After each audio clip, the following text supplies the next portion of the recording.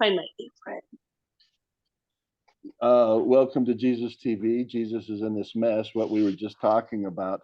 I've got two people that aren't me, which is fine because I have to respect that. When I go to church, I can't fully be me either. But these two that aren't me are a little more cautious than I'm just like, let her roll, baby. And so I was kind of teasing them, saying, come on, let's be psychologically naked. And you just show the mess, because Stephanie was just telling us how she was late, and like, that's perfect for an episode. Yeah, let the people see that we do episodes that are imperfect. So, and then she was telling us more. What was that? You said you spent 2 hours doing what? Oh, cleaning. I spent like 2 hours yesterday cleaning my garage. I mean, look at that counter. Look, it's clean. Well, mostly. There's that corner over there. Oh, that yeah. corner. I don't want to put that stuff. Well, that's really because I want to make projects. That's not for Jesus in the mess. That's just because I have these big ideas that I want to keep making. And I need to have space for it. Awesome.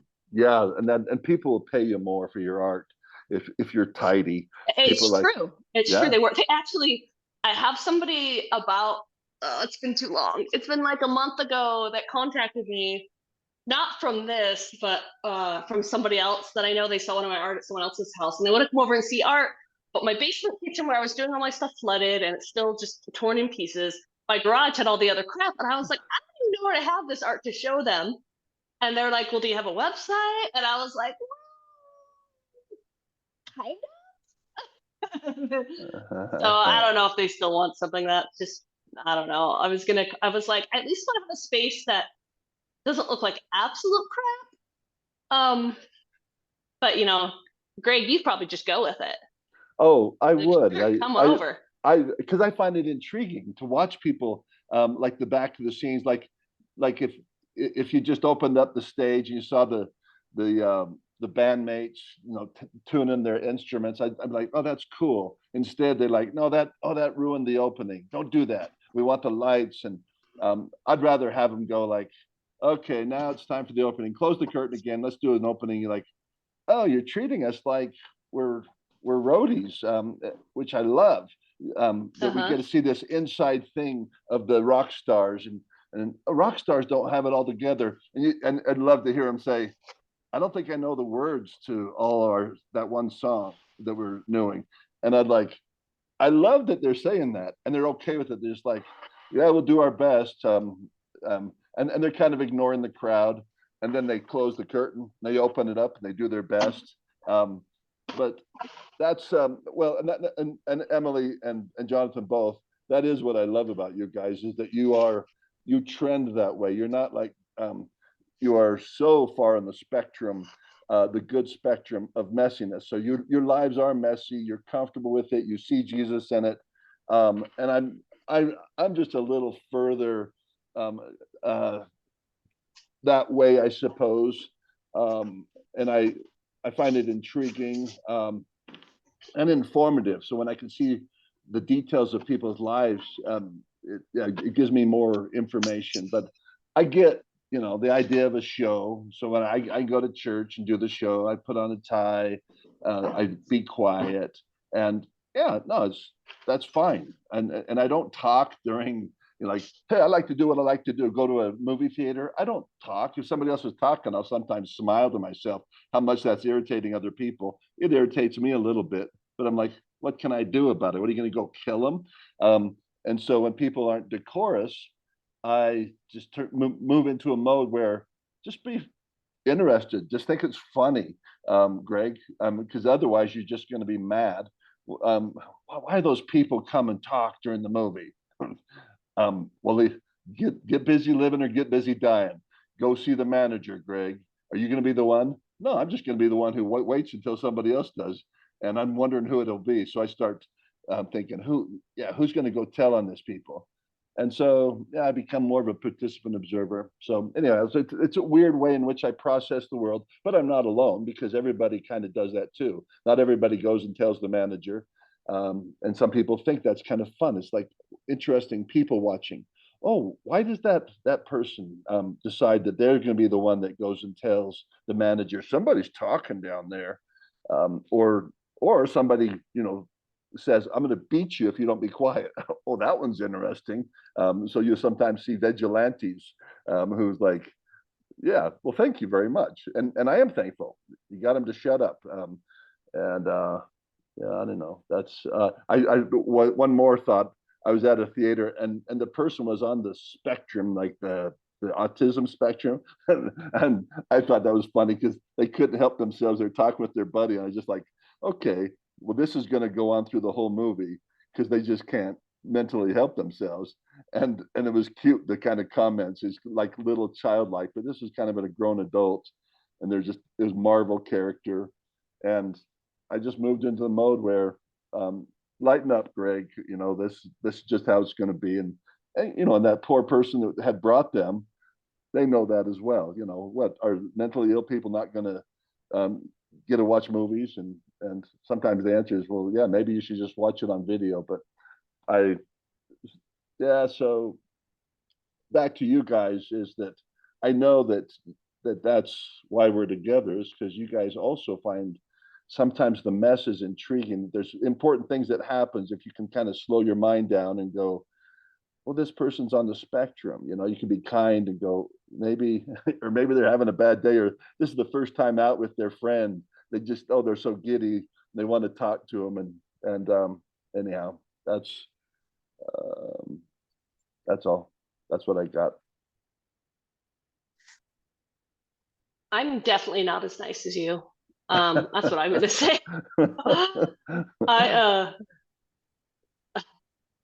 we took our kids to the Mario movie like a while ago when it first came out, and so there's kids everywhere, and you know when you see a kid movie, there's gonna be talking, but like the kids were just talking the entire time, and it drove me insane. I didn't do anything. I didn't watch them. I didn't. I guess I should have embraced that moment. I was just like, so I'm the best person, but I'm also it's kind of weird. I have these two like polar opposites that like battle within me. And I think I've talked about that before. And I think all of us kind of do, but I'm also like very OCD about some things. And when I'm talking or when someone else is talking, like if I'm teaching and I'm talking and like there's kids talking, I get so distracted. Like it's like I think it's like like I can't focus if someone else is talking at the same time. However, that being said, if I'm a student and someone else is talking, I can definitely be a distraction and enjoy that. So I don't know. But yeah, I mean, Yeah, we're all different. I yeah. wouldn't go get a manager or anything. I would just sit there and kind of like, you know, Glare at them. would I glare? Did I glare? I try to just ignore them. Yeah. Well, that's kind of what I'm doing. So you know, I'll do these mental gymnastics to not get mad because, yeah, I'm human. And it's like, well, why do you come and sit to talk? Because I enjoy movies, but I enjoy peace inside myself so much. It's like, Yeah. can you just forgive him, Greg? Like, yeah, that's probably a better idea. Um, and my younger Greg would probably just go, yeah, right before this movie ends, go out and say, I want my money back. There was somebody talking in there. I'd be trying to make money. Like, yeah, I'm going to come watch this when there's nobody here, but I'm going to watch it first. Um, because I've always liked working the system. You know, if I find a bad candy bar, sweet. I would write letters and get free packages of candy bars. I'm honest enough that I'm not going to tell Snickers that they had a hair in their candy bar when they didn't. But I I enjoyed working that system. You know, you see a problem can be good. You know, you they might get you a free meal. Well, I'm glad I got a hair. I'm at the Olive Garden. There's a hair. I mean, hair can fall anywhere, but there's a hair in there. You know what? That's a free meal. And I can keep eating after that. My wife is like, oh, I don't know if I can keep eating. It's like it's a hair. Everybody has hair in their food. You just can't find. You can't see them. Um, and some of them are very small. They're like their arm hairs because they just passed their arm across and it just fell. So I can do that mental gymnastics, which is actually telling the full-on truth. When you eat a pizza, I guarantee you, if that guy's using his hands, there's skin oil on there, there's hair, there's flakes of dead skin cells. It's been Like that. cooked up. Yeah, and that doesn't. But that. allows me to say everybody's eating skin cells if they're eating pizza that's been hand tossed. So, and if I find one, you know, if I can show one that's visible, then I just got myself a free pizza. Anyway, that's how I used to think. Now, like I don't, I find other ways to poke at life, I suppose. Sorry if you were going to have pizza today. Go ahead, Jonathan. Emily, were you going to say something? It's not important. I was just going to say that. That's disgusting to think about. Go ahead. That's what I excel at. Mm-hmm. It's like, oh yeah, you're freaking Emily out. But I had something I wanted to talk about today, but I wanted to see what you guys were thinking about talking about. No, go ahead. Go ahead. So it's not real super religious, or it's about my podcast. So we can make it kind of quick. But I was curious because you were two of the like 6 people that I know of who've actually enjoyed something I've written. So there's probably that, but so I'm thinking lately. So I've been really working really hard at finishing or at publishing every day. And I think I'm at like 130 days or something like that. There was one day I did 2 days in a row. And actually enjoying it. I think continue. But I kind of at the place where I have heard any of it or watched any of it to figure out, and I'll kind of lay out what's on my mind, and then you guys can tell me your. So number one, so the first thing is it's quite a bit of work. So it's actually almost more work to publish it everywhere than it is to write it. So like I'll basically I'll record a bunch and then I'll do this marathon where I spend like a day and I put it on the podcast, I put it on YouTube, you know, and now I've added like posts on Facebook because I realized that like it used to be I would send an email with every single podcast or with every single poem I would write, I would send an email. And but then I got thinking, and I found that I got a lot of response. I could read them and be like, oh, I like this one. And so, but I wondered though, like now that I'm doing it daily, it's like, I know when I get stuff from people that email me and they do it like daily, it drives me crazy. Right. Okay. So that's what I was kind of thinking. That's why I went with the, you know, doing it as a podcast. But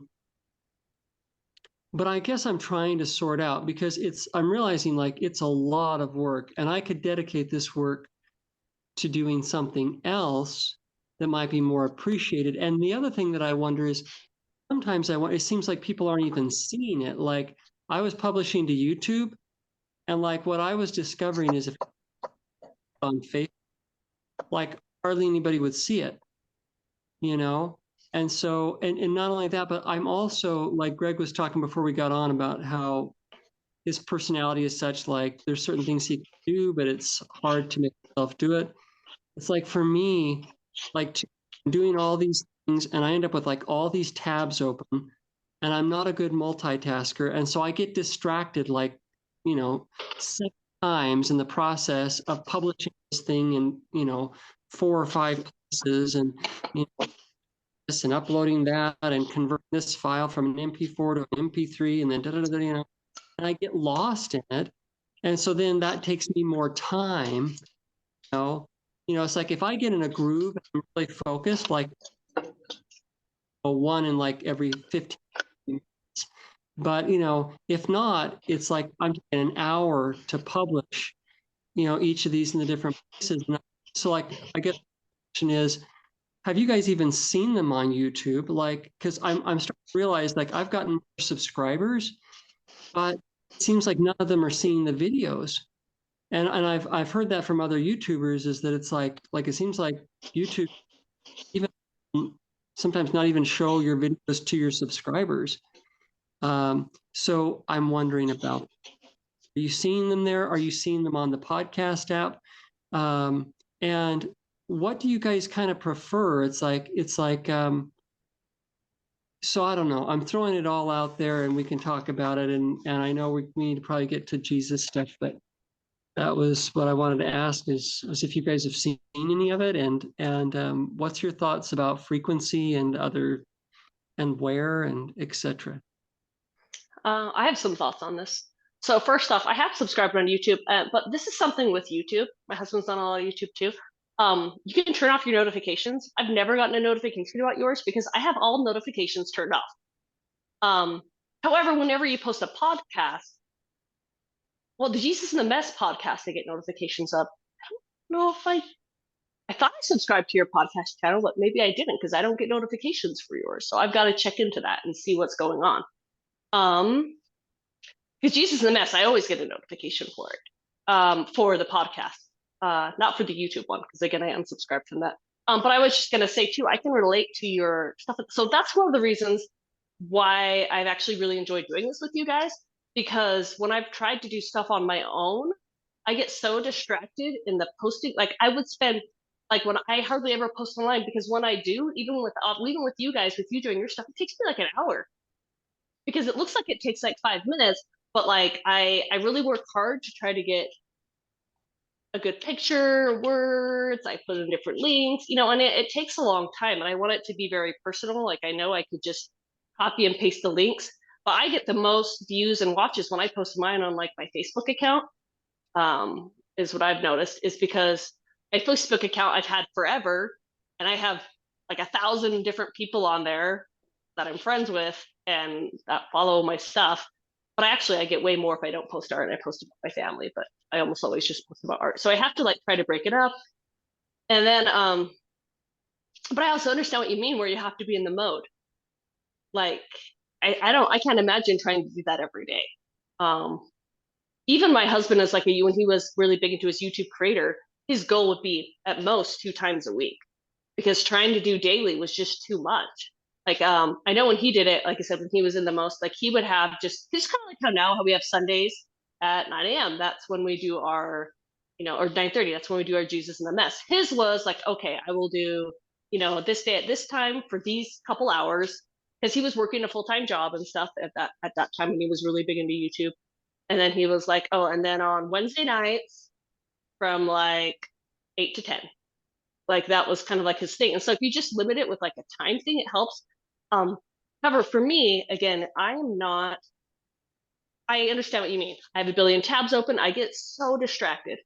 Like I have Emily rules. Like I don't have my cell phone in bed with me because I get so distracted. Like I get so distracted by almost every single thing. So I'm just saying that I can relate, and I imagine a lot of people can relate. It's really easy to get sucked in technology, and then when you're trying to do something good with it, I don't really know. I don't know if the solution my solution would be do it less. Um, or I've said this to you before, but I still feel that way. With your podcast, it's so short that like I don't always download them because it's like so I'm driving somewhere and then like I haven't really ever taken time to figure out how to do like an autoplay next on my podcast. And so like it plays like a 1 minute thing and then I'm like, I just pulled out of my driveway. I can't stop and like fiddle with my device. So like I don't know. I think my thoughts are just do it less, um, and make them like 10 minutes, a little bit longer, do a few at a time. Or I don't know, that's would be my suggestion. Is just limit it. That could be, I don't know. That was my thought. But I don't know what Greg's thoughts are. Yeah, Jesus has me paying very close attention to this conversation, to see these patterns. And this is my suggestion to you, because I can see it right in front of me. The future is like, yeah, I mean, it's not the only future, but it's like the future. That's what Emily is talking about. Because I've wondered some of these same things you're talking about, Jonathan. And what I'm going to tell you is right in front of you. Do you see Emily, what she's doing? Okay, she's got her art and she's been doing this week after week. All right. And what she's done, what Jesus has done, is inserted this. It's called the blending. She's blended her art into this program, and I love that, and you do too. So what I think you ought to do, this to start with the end in mind, is every week you bring one of your poems. So what you do, I can't answer the question about what you do, the daily stuff or whatever, but I do have a comment about that. But here's the thing: I believe that the future is honoring the few. So, because one of the things I heard you say, because I listened very carefully, because Jesus told me to. You got two people who like your poems, and we represent a substantial percentage. If we were shareholders, we're a quorum right here, and our ears are available. So, like I told you, listening to them during the week, I see them come up, and occasionally I will. And there was a time when I was geeking out on them, but if you every week came with a poem, I'd love it. And we would say, hey, let's hear one of Jonathan's poems, and then you share it, and then we discuss it, and it then becomes part of our Jesus in this mess. Because one of the things about your poems is they're oftentimes prophetic, or at least deep dives, and so we can tie them into Jesus, even if they weren't. Sometimes they're the economy or what's going to happen. And so you could probably bring ones that you already see that tie in. So you can bring appropriate ones, because you could do the same thing. Is that this could be the prototype for you? Say, oh, well, then I could actually go find other programs and get invited on other programs. Then you insert yourself in that, and then this builds your resume. You say, hey, so I have this program that I'm on. Could I come on your program? And but I say that because God has been emphasizing to me that is the future, that there's going to be this blending that has not occurred at the rate where life becomes blended, and part of it's because the tools, we now have blending tools. So we right now are blending 3 different broadcast stations, on Jesus TV. We've got one there in Pleasant Grove, Utah. We've got one up there in wherever you are, Provo. We've got one here in Spring City. And the technology 10 years ago wouldn't be able to sustain this very well, but it can now. So we're blending 3 individuals, as we say, an artist, a poet, whatever I am.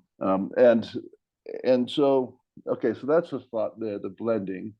Now I'll show I'll let you comment back before I give my final thought. If you have any thoughts, Jonathan, what do you think? Molly, did you have something? I do actually. I actually completely agree with Greg. That would be, I almost feel like you've been operating too separate from Jesus in this mess. And I think that I would love it if we started out a program every week. Be like, hey, this is what I wrote this week. And or this is what a poem that I have to share. Because I find that your poems are very applicable, and they often just get my thoughts going. Like I said, I do have that. I get sucked into things. And so if you just had one, I would love that actually. And we just talked about it, because some of my favorite episodes have been like, we had our episode on infallibility, and you had that poem you did about that, and that was like really great. So I would love that. Just bring it on, Jesus TV, and just bring it on for us here. And and I don't know what you do on your other time. And also, I think you're working now too, right? Yeah, I'm actually working in Pleasant Grove. Oh, that's funny. Anyways, oh, okay, that's really funny. Yeah, so if you're working full time and stuff, it's really hard to maintain. That's kind of that's one of the reasons. When I'm teaching all during the year, it's too much, and it can really take you out. It's just too much. You have to have a good balance. But I would love that. Yeah, just share it on here, like you said, do 2 in 1. You still have a resting spot for your stuff, but I think that's great. That's my thought. Thank you both. I'm going to make a comments because that was really helpful. Yeah, so I actually I'm going to throw out one. So what I think would be good is for me to read something. That might be a good way for us to start a little bit late talking about this type of stuff. What time are we at? We're at 10:10. So I'll do that. But before I do, I'll just say this. So let me ask this. So one of the things that I'm thinking about continuing to have basically like a blog and podcast, because I know that some people like to listen to it, but I'm almost, since you guys have been talking, I'm thinking about making it kind of a resting place, because the podcast isn't that hard. The other podcast that I do, because basically I know that there are people who've told me that they like to listen to my poems, and they will create the list and they'll listen to them. I had a lady said that she listened to them when she went to bed at night. And so I was like, okay, so I'll put someplace. So I upload the MP3 file, because that's not hard at all. It's like going and getting the picture and then having to convert it to a different thing and then go back and forth between all these things. Um, so I'm going to ask some of the other people who listen as well. But the other thing that I'm hearing that I'm kind of wondering is that daily, I think there's a part for me that I need to write daily, but the publishing daily is almost too much. It's like, I know for me, I don't keep track of things that are done daily usually. And so let me throw one last question out, and then I'll read a poem. But okay, what was my question? My question is, so the other thing that I'm considering is like almost like, I wonder if I need to think about my daily writing as like, what do you call it when you have a store? Oh, inventory. It's like, and I wonder if I need to start considering publishing like a little work of fiction, or a little collection of poems every once in a while. Something that people can, so it's like an announcement, right? So that whenever I go on social media, I'm going there to say, hey, I have this new thing. The problem is that right now I'm going into the world and saying, hey, I have this new thing every single freaking day. Does that make sense? What do you guys think about that? I like that idea. My other thought when you said publishing, people have just, well, I actually went to book publishing, which is actually a really hard way to make money. But I have some friends in the publishing business, and I'm published here. And actually, one of my neighbors down the street here, he's always said to me, he's always been like, I would love to see your art in some kind of like book or something, or like daily reflection thing. And I think it's something like, I think it would be really cool to see a Jesus in the Mess, like with your poems and with my stuff, not even like published like a book published, but like, I don't know. I would love to match some of my art to some of your poems, is what I'm saying. Because I have a big, I have like, I'll show you guys, because Greg says we got to show our messes. And this is one of the reasons why I haven't called the person back. It has to do with your stuff. But like, here, I got to flip my phone. Hold on. Flip it this way. So this is like some of my art I just have sitting here, and I have more of it. It's in cupboards. It's like, I used to have it all organized. I used to have it all up on this wall, and then it like fell off. But I would love to like kind of partner some of that. I don't know how to make it work, or how to make it so it takes less time and not more time. But I would love to kind of partner it together. Cool. And I think also, but then your poetry would then, because then I think it would be easier for you to make money off of it, because then your poetry would be, let me flip this. So then your poetry could be like, it could be with my art, and then if I sell the art with the poetry, then you get like a percentage, or whatever, or we like divide it 3 ways between us. And then, because what I've been doing so far with art is any art I create on this show, I sell, I split it 3 ways. But if I created it like years ago, I'm kind of like, and they come to me like from a totally different source, then that stuff I don't usually split. And I don't know, maybe I don't know. I always thought that was fair because I was like, they haven't even ever seen the show, and like, but I don't know. That's one of my thoughts. I don't know. I would love to see it because one of my goals has been, even with my art, is anything I post online and when I write about it, it often does sell. Not always, but I would say about 50% of the time. Usually what happens is somebody buys it and then I post about it, and then someone's like, "I want to buy that," and I'm like, "Well, it's already sold," because I don't write about it until they want to buy it and they're like, "Tell me about this piece." So I'm there, and I was like, and then I'll just like, Greg came over one time and I got him a painting, and I just write about it right then, and I just like kind of give him like a personalized piece of art that way. And so I don't know, that's one of my thoughts is combining it together more. Oh, go ahead, anyone else? So I am, let's look into that. I have the feeling that for it's like this is going to be a learn as I go sort of a thing.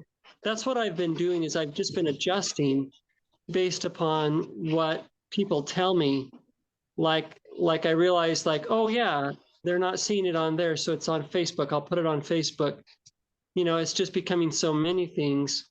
But let's talk about that some more, and we'll think about it. And I think we should definitely give it a try, even if it's on some sort of a small, in a small way. So, what was I going to say? Okay. So do you guys want to hear a poem? I know we've been talking about my thing all this time. Yeah, So let's do, but let me offer the other comment that I withheld.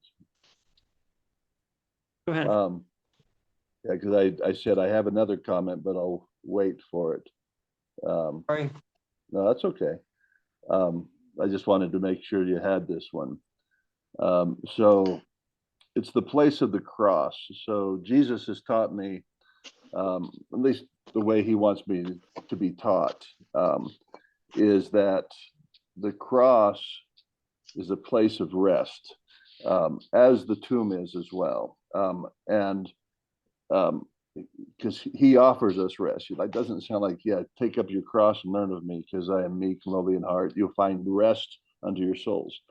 But the cross, I don't want to go too deep into this, but if you know what the x-axis and the y-axis, where they cross, what location is that mathematically? Do you guys know? Where x, and it's called 0, right? 0. Okay. So the place of the cross is 0. And that's a place of rest. And if you're like that x-axis and y-axis, like, where are we going from here? Right. We count up, count down, count sideways. And so the place of the cross is where God's trying to take me, to a place of rest where you're hovering. So in the days of creation, there's what's called the pre-creation. Most people don't even think about this, but there's something that came before day one. You can call it day 0, and it's the place of the cross. Before God took action, he hovered. The Spirit hovered, and so the place of 0 is kind of like, I'm not going to try, I'm not going to not try. And so it's like a potential energy, if you will. And so I'm pointing to that because what Jonathan's talking about is takes tremendous energies. Like, you've committed yourself, and that's good, because God is commitment and risk. And so Jonathan's talking about risking his energy, and like, I've been pumping these out daily. Is that a good way to go? And it all depends on what Jesus tells him in his heart. But one of the things Jesus has been teaching me is, Greg, you need to love the things that I'm creating with you. So I see him as co-creator, and I do believe that Emily would see that as well. He gives us our very breath. So it sounds very foreign to say, hey, look at Jesus painting right there. He's using Emily's hands. But I actually have a shirt I'm working on this week. It'll take me probably about 5 minutes. And it says, Jesus wrote on this shirt using my hand. And on the back, it's going to say, Jesus built the ark using Noah's hands. Those complement one another. You can say, oh, I see what you're saying there. And so the act of art that's blended with Christ is actually he's trying to get me to understand you don't have to work that hard. I'm the one who will multiply. Now, some people have to because that's what he tells them to do. Go out there and use all your might, mind, and strength and try this, try that. And they're promoting their stuff. And so if that's what God's putting in your heart, fine. He's just putting a different thing in my heart, which is you need to learn, Greg, to just treasure independently the thing. So he has given me 130 rock songs so far that are blended. They're basically mashup songs that he's taken the melodies and he's combined that with lyrics that he has given me. So Jesus wrote these songs. I just download them and wrote them down, what I'm hearing. And their treasures are so good. You're like, well, of course they're good. That's because Led Zeppelin wrote them, and Styx and Elton John. Of course they sound good, Greg. Right. I mean, Jesus gave those to them, but they're not appreciated. And so, but Jesus, like, he's teaching me, who cares? You enjoy them. So like, what if Jonathan was the only one who's enjoying Jesus's poems? Hold it, Jesus's poems, right? The ones that Jonathan writes. What if Jonathan and Jesus? Well, we're human. We like when other humans, we get feedback, right? And that's good. And God wants us to be that way. But at location 0, it's like, Jesus, our only joy be thou. Thou art the only like I'm looking for. That's a place of rest. You don't have to promote very hard. Like, Jesus, do you like this thing that's lovely and of good report and praiseworthy? That's the only thing I make, Greg. Yeah. So you like it, don't you? And so that is the counterpoint to what, and I like Jonathan's energy, and I don't ever want to take that away. This 0 energy. That's why some people don't like Jesus. They like to use carnal strength. They want to move forward. They want to make sure they have the accomplishments. I want to be the quarterback. I want to go through the whole season, and I want to have the most kicks or whatever, the most goals. And hallelujah, that's awesome. But it's also awesome to be able to not have to do that. Don't feel like I got to do it. Otherwise, I'm not a good person. I'm not worthy. And I won't make any money, and I'm not going to eat, and I won't be rich. And actually, that might be true. You may not be rich in the worldly sense, but that's what Jesus is trying to have me appreciate, the treasures and the treasures of art, of beauty, like things that are lovely, good report, praiseworthy. At the highest level, he starts stripping all that away. And so you don't have to operate at the highest level. You say, I don't want to operate. I get it that Jesus likes my stuff and he likes me just like I am. I'm fat and he likes me, but others don't. They don't look at Greg and say, oh, I can see his abs. They're so cool. Well, Greg, do you need anybody to like your abs? Because they are cool abs. They're underneath some layers of fat. So they're just kind of modest abs. And so if I could strip away the fat, you go like, dude, you are ripped. I know. Very few people know that, but God knows I'm ripped. He loves that I'm ripped. He's like, wow, I gave you that body. But you just have to enjoy that by yourself. That'd be like Jonathan just, ooh, I love these poems. And that just seems wrong.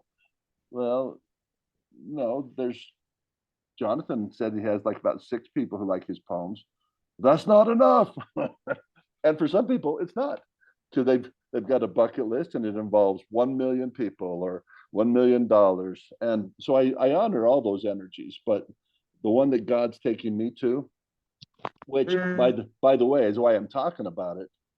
It's a sweet place to be when you can just do your art like what Emily's doing, and you're just like, you're not thinking about your audience, you're just thinking about Jesus, or you're listening to stuff, and It's like a beautiful distraction. It's like it'd be like some meth. When you're on meth or whatever kind of distraction people do, like I don't care if other people are high. I'm high. I'm just having a good time, and like you're eating good food. Um, are you worried about other people what they're eating? No, I'm so glad that I got this steak. Nobody else knows that steak is this good. It's so good. My kids are eating hot dogs, and they're like, "Oh, I love hot dogs." Oh my goodness! They'll say, "Dad had filet mignon every night. We didn't know we were missing out, but Dad knew what he had." Or or mom, vegetarian. Oh, being a vegetarian, so awesome. Anyways, I don't have to go on that. That is to me where I'm pursuing with God the ultimate, because it's ultimate freedom, but it also then allows you to so it's pretty much devoid of money, pretty much devoid of the validation of others. I said pretty much, not fully, but pretty much. He still leaves us human. I think maybe if it was God, it'd be like very, very substantially removed of those things. But by removing that, it's like your cross just became a lot lighter. Like it almost like we're flying with this cross, Jesus. So like when I told you I'm gonna make this shirt, it's my art. And it's gonna take me literally maybe 5 or 10 minutes. And I like that it doesn't take a long time. I get to express it. I may be the only one that likes that shirt. I don't think so. I think that there'll be other people that like it for different reasons. But you know what? I don't care. I'm not doing it, but that's where I'm at with my art. And it's taken a long time to get to I don't care in Christ. And that's a very important joiner there. I don't know what they'd call that compound sentence, but it's I don't care in Christ, meaning if Jesus doesn't care, and he doesn't, he's like, no, let's go paint a shirt. I'll paint it for you, Greg. Can we use your hand? Like, of course you can use my hand, Jesus. And then let's put that on there. And then I love it. And okay, you got the thing, Jonathan. Respond to that, then give us a poem. Yeah, that's good. It actually dovetails into the poem I picked too, so that's Sweet. good. So interestingly, I'll respond to that and then I'll read the poem. So interestingly, for me, I don't find really any validation by people liking or watching, or maybe I do. Maybe I'm Okay, Jonathan's going to tell the full truth. Good. Oh, it drives all of us. I mean, I'd be like, that'll have to be okay because that's who I am today. Yeah, there you go. Hallelujah. But the truth is that it's like I think part of what it is the fact that that I do it for other people. So the thing is it's like I think the writing itself I do far more like for myself and as an expression, and you could say I feel in doing the writing a connection to the divine, and you're right. It's like in the midst of that creation, that's enough for me. However, it's like I also feel called to people, and I feel in a lot of ways like called to serve people. And my frustration in a lot of this is that it's like it'd be like if you how do I put this? It's like, say you had a store and you went to all this work to create a grand opening and then nobody showed up. It's like, yeah, you could sit in the back and console yourself with the fact that maybe God approves of all the good stuff you did for the grand opening. But if you were not doing it necessarily for God, it's like if you were excited, it's like, I have all these cool things back here, and they're for these people that I love who are going to come in and buy these because they need them. And then you discovered that your arrow completely missed the target. It's like, so that's more where I'm at. It's not like I'm feeling like I'm lacking validation or that I'm somehow need to be more in order to. It's more like I went to all this work, like I'm putting in like a full day's work every single week to publish these every single day. And then I'm asking myself, well, wait a minute. God obviously doesn't care. too much about, in the sense of like, he still loves me as a child of God. Like, he doesn't, think I'm any better for doing it.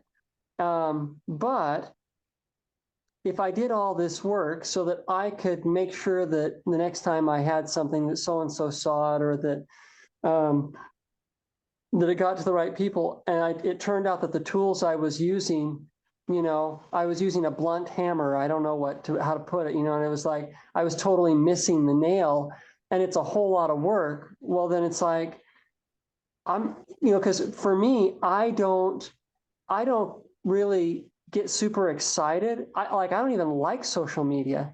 The only reason I'm putting it on Facebook is because I've noticed that this person and this person and this person look at Facebook, and that if I don't put it on Facebook, they're not going to notice. So it's like, oh, and same with YouTube. It's like, oh, well, these people are on YouTube. And then I discover that it's like, I'm putting it on YouTube and they don't see it anyway. It's like, well, this is a whole lot of work. It's like the writing, like writing the poems, that's easy. I could sit and I could do that all day long, and I would love it and it would be joyful.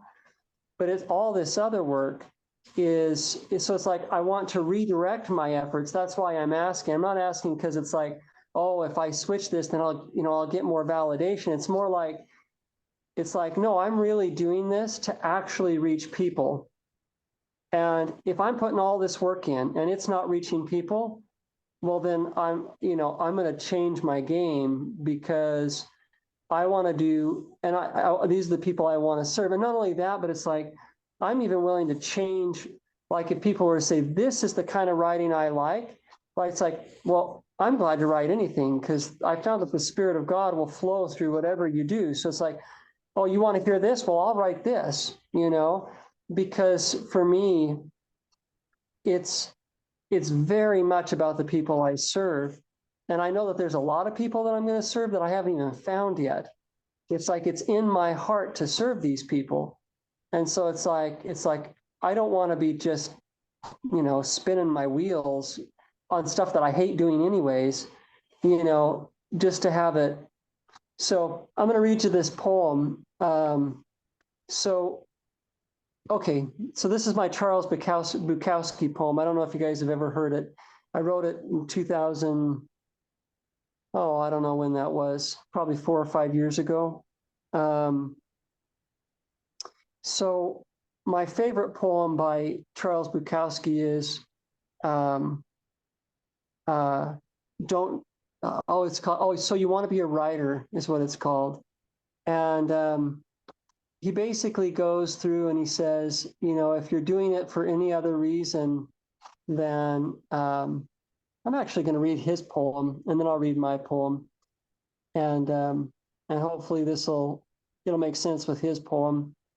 So first of all, do either of you guys know who Charles Bukowski is?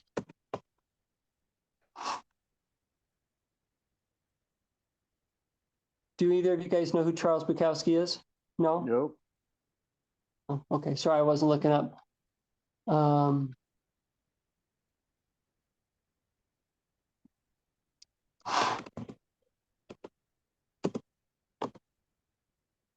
Okay.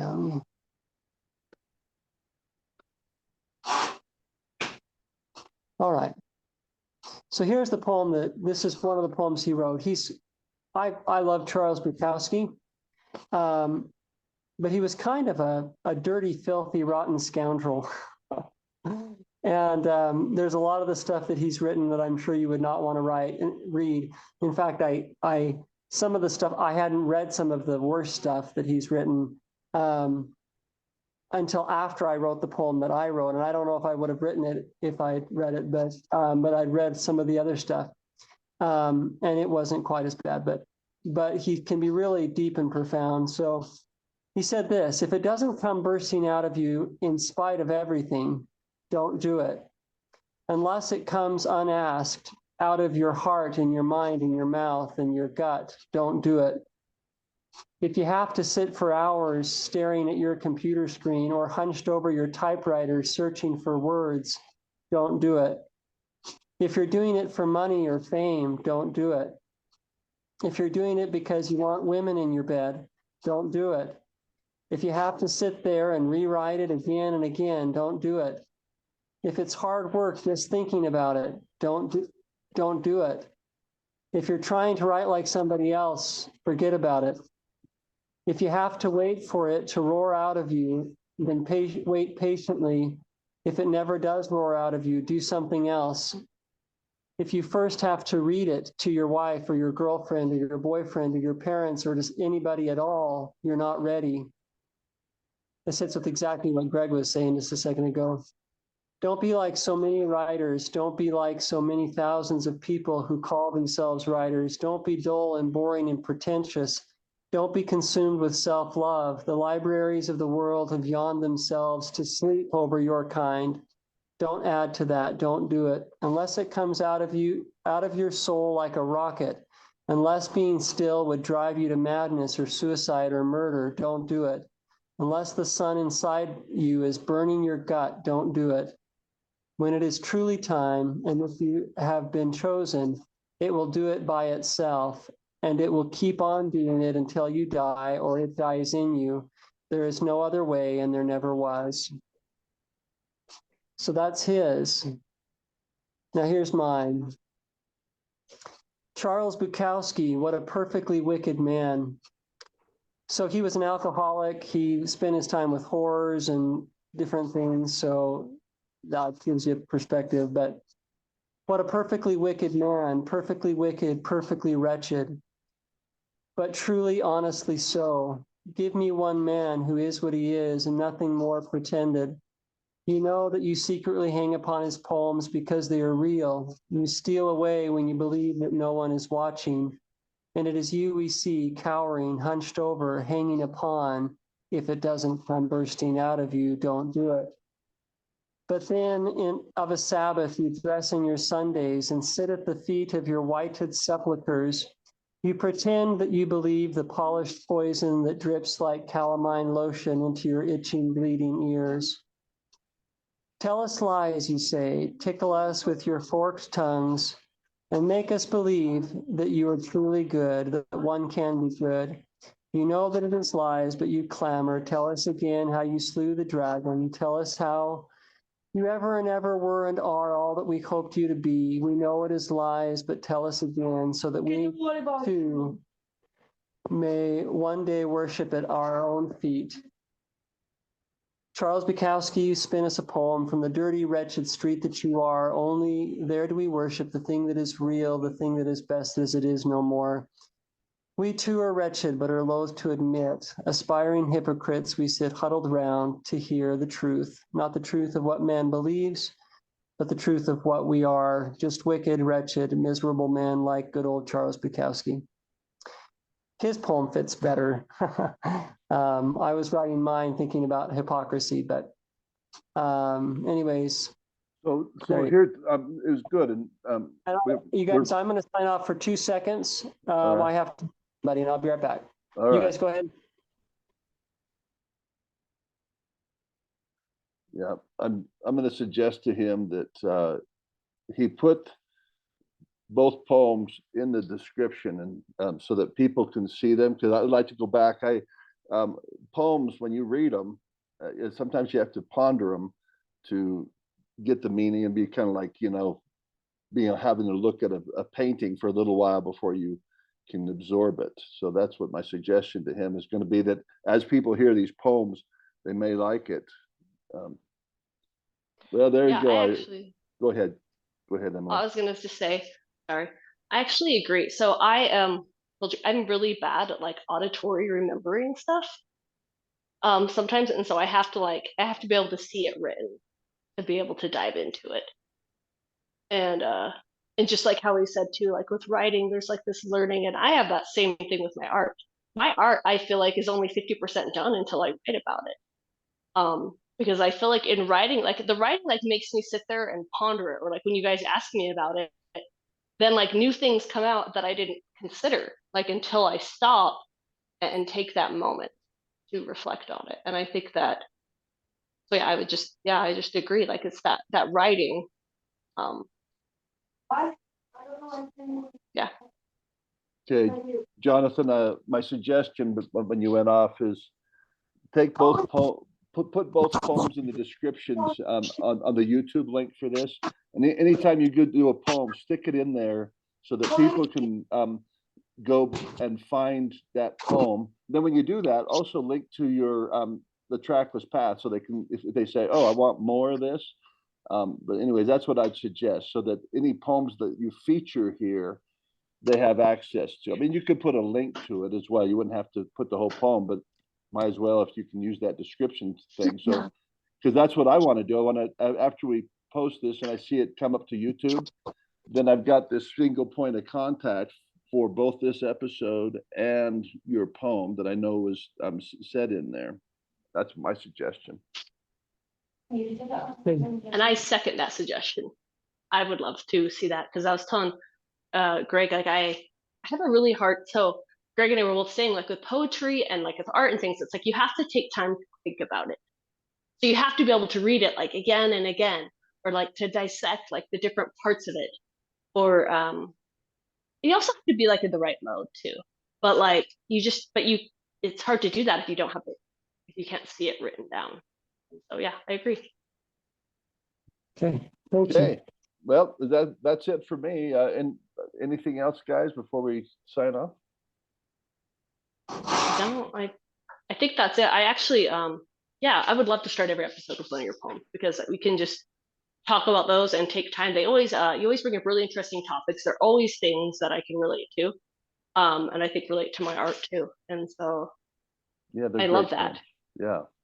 Yeah, I actually, if you're doing Facebook stuff, so one of the things on Facebook, Jonathan, when I post, I'm like, Greg, I don't know how to like tag you guys and things. Like, if we had like I don't know how to like tag it on there, I guess is what it is. But if I can tag it in my Facebook stuff, or if we have a Facebook page for, I don't know, I think you should just combine it more, Jesus in a Mess. But if we have like a Facebook page, Jesus in a Mess, and then we combine it all together, and then I can get all of my Facebook people that really are interested in my art, and I can like separate it out. That might be good. Just to like kind of separate it out, and then like because I don't think we have a Facebook page group, do we? No. Okay, maybe I'll create one today, or sometime, because is that okay? I don't know how to like create it and then like give you guys like admin on it or something, kind of like with YouTube, where like Greg, you're the main one, but like I can go in and change titles or add thumbnails, or and Jonathan can go in and do his amazing descriptions. It's kind of nice that way, because the reason the Facebook pages have never worked for me before is because I don't post on them enough. Because I'm kind of like Jonathan, like I don't really like posting on social media. I don't like it because of our other episode weeks ago of like the comments and the likes.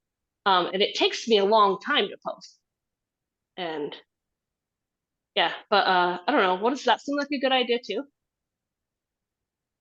Okay, cool. That's all I had. So one last thought from me. One thing that might be good to do, we talked about starting with a poem, and I'll plan on that, and I'll grab something. But one of the things that I might like too, if Emily would feel comfortable with it, is being that I'm kind of up in this area, I might like to come by and look at your pictures, and then what I could do is I could write a piece about one of the pictures of Christ, and then bring it, and we could showcase that piece of art, and we could read and that would also give you guys a chance to read it in, because like you say, it's hard to do it auditory with poetry, to listen to what I said about that, and then we could say, hey, we did this. We're going to showcase this piece this week. This is one that she did, and this is what Jonathan wrote. What do you think of that? That's a good idea. Try it. All right. We'll be in touch then. Okay.